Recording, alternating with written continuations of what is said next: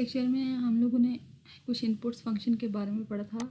तो पहले हमने आउटपुट फंक्शन कुछ पढ़े थे जो हम सी लैंग्वेज में यूज़ करते हैं। तो आज इंशाल्लाह हम जो है सी लैंग्वेज के इनपुट फंक्शन को कवर करेंगे। ठीक है, तो हमारे पास 5 इनपुट फंक्शन थे। Scanf function, get C H function, get C H E function, get character function, get char function और गेट्स फंक्शन। ठीक है, तो सबसे पहले स्कैनफ के बारे में मैं नंबर ऑफ टाइम आप लोगों को बता चुकी हूँ कि जहाँ पे हमारे पास स्टेटमेंट यूज़ होती है आउटपुट के लिए, प्रिंट एफ तो इनपुट के लिए वहाँ पे क्या होता है, स्कैनफ फंक्शन यूज़ होता है। ठीक है, तो ये कैसे इनपुट लेता है और कैसे हमारे पास इसके अंदर इनपुट स्टोर होती है और फिर वो अपने इस इनपुट को प्रोसेसिंग के बाद आउटपुट के लिए कैसे शो करवाता है, कैसे कौन से फॉर्मेट स्पेसिफायर इसके अंदर यूज़ होते हैं, सिंटैक्स क्या है इसका, इसके बारे में हम डिटेल से देखेंगे। ठीक है, तो सबसे पहले हमारे पास पता है कि ये स्कैनफ फंक्शन हमारे पास क्या करता है, इनपुट को कट करने के लिए यूज़ होता है। ठीक है, अब यहाँ पे लिखा हुआ है कि this scanf function use to get input from the user. From the user का मतलब क्या है, यूज़र से। तो मैंने आपको पहले ही बताया था कि जब हमारे पास एक तो होती है इनपुट हम वहीं पे दे देते हैं तो हमें सिर्फ आउटपुट चाहिए होती है।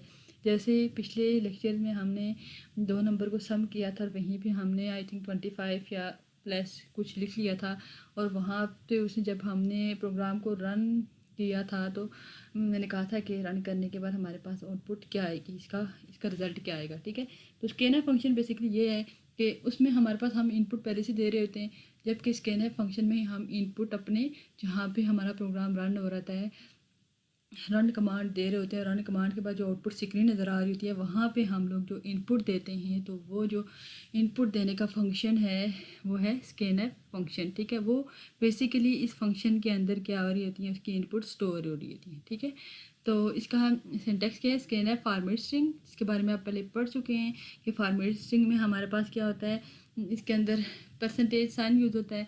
ठीक है, परसेंटेज साइन के अंदर क्या होता है, डाटा स्टोर होता है और परसेंटेज साइन के बाद मैंने बताया था कि इंटीजर के लिए डी यूज़ होता है, फ्लोट के लिए अगर हमारी डेटा फ्लोट है तो उसके लिए हमारे पास एफ परसेंटेज एफ यूज़ होगा, करेक्टर है तो सी यूज़ होगा। ठीक है, तो इसमें ये था फॉर्मेट स्ट्रिंग और उसके बाद हमारे पास वेरिएबल जो यूज़ हो रहे हैं, जैसे हम 2 नंबर को ऐड कर रहे हैं तो हमने कहा था कि हम 2 वेरिएबल दे रहे हैं ए और बी। ठीक है, अब ये वेरिएबल यहाँ पे अब इसके पीछे लगा हुआ है एम्परसेंट साइन। एम्परसेंट साइन का मतलब क्या है कि ये एम्परसेंट एड्रेस दे रहा होता है, किसका एड्रेस, जो पीछे फॉर्मेट स्ट्रिंग के अंदर नंबर हमने इंटर किया है तो ये उसका एड्रेस मीन लाइक आगे प्रोग्राम दिखाती हूँ तो मैं आपको बताती हूँ कि कैसे ये परसेंट साइन यूज़ हो रहा है, क्या इसका पर्पज़ है। ठीक है, ये देखिए प्रोग्राम सबसे पहले हमारे पास हेडर फाइल इंक्लूड है hash include studio dot H, फिर हमारे पास hash include conio dot H, इसकी दूसरी हेडर फाइल इंक्लूड है स्टूडियो डॉट एच में हमारे पास इनपुट आउटपुट फंक्शन डिक्लेयर है, जबकि कोनियो डॉट एच में हमारे पास गेट सी एच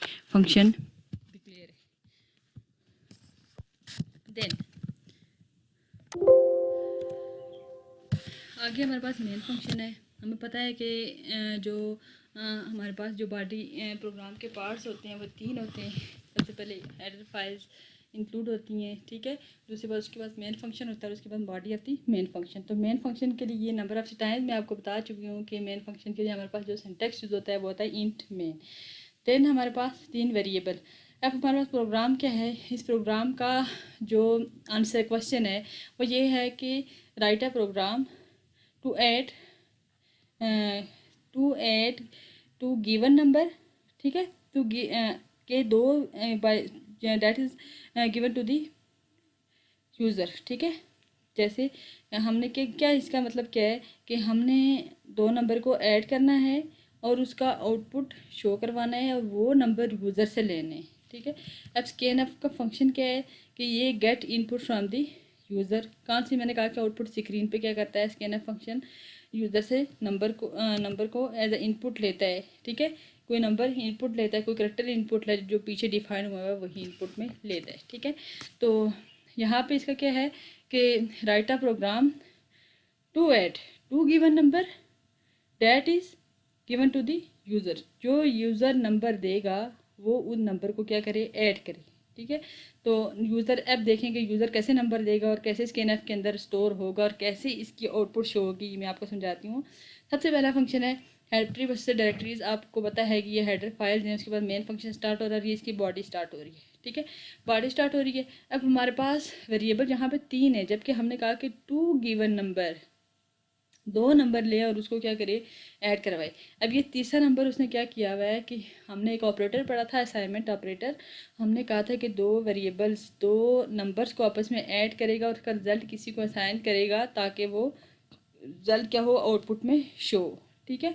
तो अब उसने 2 वेरिएबल तो लिए हुए इनपुट के लिए, अब तीसरा वेरिएबल उसने किसके लिए लिया हुआ है, आउटपुट शो करवाने के लिए, ठीक है। सबसे पहला फंक्शन जो उसने प्रिंटफ फंक्शन यूज़ किया हुआ है, enter two number to add by \n।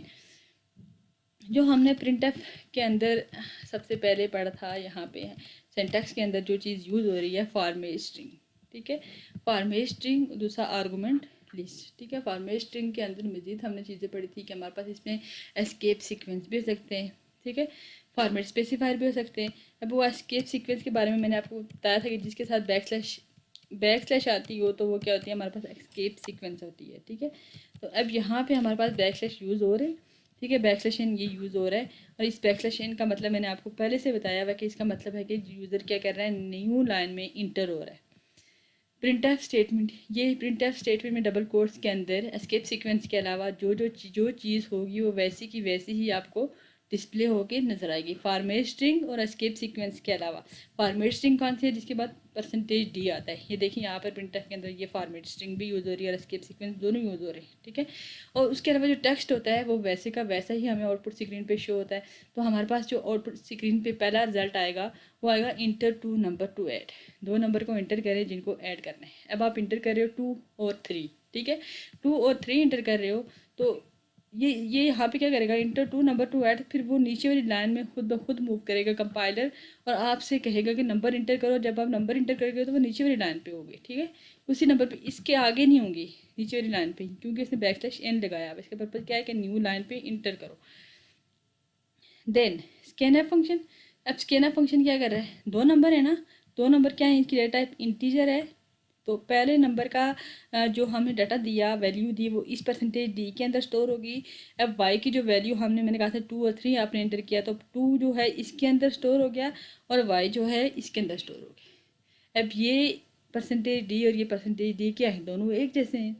तो हमने एड्रेस दे दिया आगे। मैंने कहा था कि ये वेरिएबल हमारे पास क्या है, ये जो $m है उसके साथ जो वेरिएबल हैं, तो ये उनको बेसिकली क्या कर रहा होता है, इनपुट दे रहा होता है, ठीक है, उसका एड्रेस शो करवा रहा होता है। अब ये %d हमें पता चल गया है कि ये x के लिए है और ये %d किसके लिए है, y के लिए। इसके पास 2 स्टोर है और इसके पास क्या है, 3 स्टोर है। अभी 2 और 3 को प्लस करेगा, इसके पास 2 हो गया, इस %d का रिजल्ट इसके पास आ गया और इस %d का रिजल्ट इसके पास है। इसने ऐसा एड्रेस दे दिया इन दोनों का। ये एड्रेस साइन $m बेसिकली यहाँ पे एड्रेस शो कर रहा होता है जो कि %d के अंदर वैल्यू स्टोर है उसका, ठीक है। मेमोरी के अंदर ये उसका एड्रेस शो कर रहा होता है, उसके एड्रेस के अंदर क्या कर रहा होता है, डाटा को स्टोर कर रहा होता है। और वो एड्रेस किसको मिल रहा है, एक x को मिल रहा है और दूसरा किसको मिल रहा है, y को मिल रहा है, ठीक है। देन हमारे पास 2 नंबर इंटर हो गया, इन दोनों नंबर को क्या करना है, प्लस करना है। तो x और y को हमने प्लस कर लिया। टर्मिनेटर जो पहले से बता दी, क्योंकि इसी की बॉडी के अंदर, सी लैंग्वेज जो प्रोग्राम है उसकी बॉडी के अंदर जो भी स्टेटमेंट एंड होगी वो टर्मिनेटर से एंड होगी, मीन सेमीकोलन से एंड होगी, ठीक है। तो फिर एक्स और वाई को हमने प्लस किया और मैंने कहा था कि तीसरा वेरिएबल हमने लिया हुआ है, या हमने इन दोनों को सम करने के बाद इसका रिजल्ट देना है किसी को, ठीक है। तो इसका रिजल्ट हमने किसको दिया, जेड को दिया। तो ये इक्वल साइन ऑपरेटर बेसिकली कहाँ पे किसके लिए यूज़ हो रहा है, असाइन करने के लिए। एक्स और वाई को प्लस करो, इसकी वैल्यू दे दो, किसको असाइन कर दो, जेड को, ठीक है। Then printf sum of the number equal to %d। फिर अब वो पहला तो उसने दे दिया आउटपुट स्क्रीन पे, इंटर 2 नंबर आपने इंटर कर दिया 2 और 3, ठीक है। अब क्या करेगा, अब जैसे ही इंटर बटन प्रेस करेंगे अपने सिस्टम से तो वो आपको रिजल्ट देगा कि प्रिंट है सम ऑफ नंबर इक्वल टू 5। कैसे, सम ऑफ नंबर इक्वल टू 5, फिर \n, फिर नीचे वाली लाइन पे कर्सर को ऐसे मूव करवाएगा, सम ऑफ नंबर वैसे का वैसा ही। आगे हमारे पास फॉर्मेट स्पेसिफायर है %d और ये %d बेसिकली आगे उसने लिखा हुआ है कि इसके पास z है, इसके पास जेड है, ठीक है, जेड के पास इन दोनों को प्लस करने का रिजल्ट था। तो देन क्या करेगा कि sum of number percentage D mean की sum of number equal to 5, ठीक है। उसके बाद गर्सिया से स्क्रीन को होल्ड करने के लिए ये ब्रैकेट इसकी क्लोज होगी, ठीक है, समझ आई है इसकी।